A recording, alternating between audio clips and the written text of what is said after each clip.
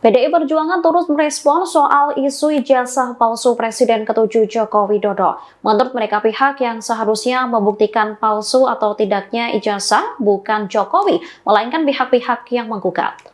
Pernyataan ini disampaikan politikus PDIP Arya Bima di Kompleks Parlemen Senayan, Jakarta. Seperti diketahui hari ini, Kamis 24 April 2025, sidang gugatan ijazah palsu Jokowi digelar perdana di Pengadilan Negeri Surakarta, Jawa Tengah. Arya Bima menyebut Jokowi tak perlu membuktikan ijazahnya palsu. Asalnya, kasus ijazah ini telah diverifikasi sejak lama oleh pihak Universitas Gadjah Mada atau UGM.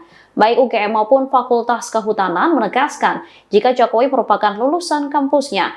Sementara Arya menegaskan seluruh proses administrasi pencalonan Jokowi sebagai wali kota, gubernur, dan presiden telah melalui verifikasi faktual oleh lembaga terkait. Dengan begitu, ijazah Jokowi sudah diverifikasi secara resmi oleh lembaga pendidikan dan lembaga negara lainnya.